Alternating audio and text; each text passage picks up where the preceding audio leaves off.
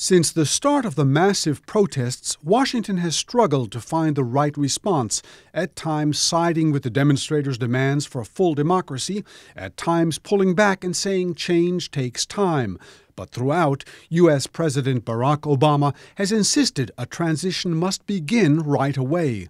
It is not the role of any other country to determine Egypt's leaders. Only the Egyptian people can do that.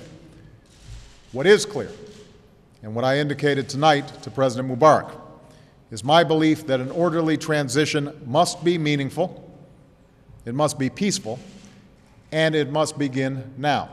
Several times during the crisis, Mr. Obama has called the leaders of America's Middle East allies, Israel, Jordan, Saudi Arabia, and the United Arab Emirates. According to news reports, those leaders all warned Mr. Obama that pushing Egyptian President Hosni Mubarak to resign quickly could dangerously destabilize Egypt. Israeli Prime Minister Benjamin Netanyahu has spoken out publicly about the danger of hardline Islamic fundamentalists coming to power in Egypt, as they did in Iran.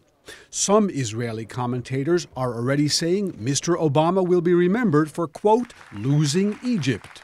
The Israelis have a lot of reason to be concerned when they look around and look at the potential fall of President Mubarak. You know, Mubarak has been a very good friend to Israel over the years in terms of maintaining the peace agreement that has been in place for decades. They see Egypt as a source for stability.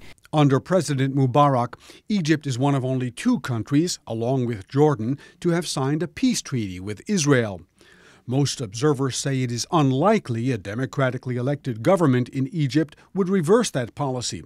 But they say a new government that included the currently banned Muslim Brotherhood could cause other problems for Israel by providing support to Hamas, the Islamist group governing Gaza that both Israel and the United States have labeled a terrorist organization.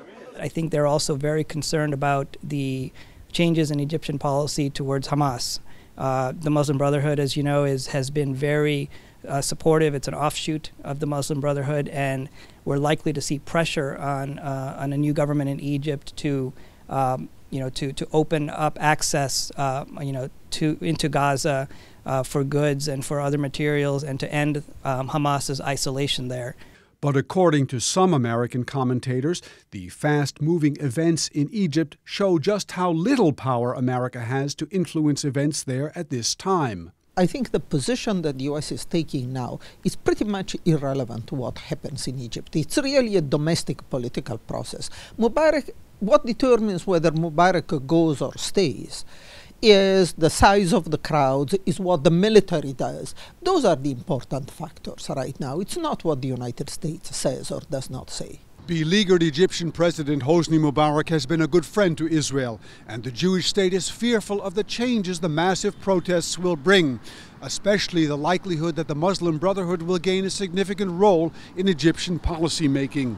Ironically, that is a fear that many of America's other Mideast allies share. Burton Bollag, KSA2, Washington.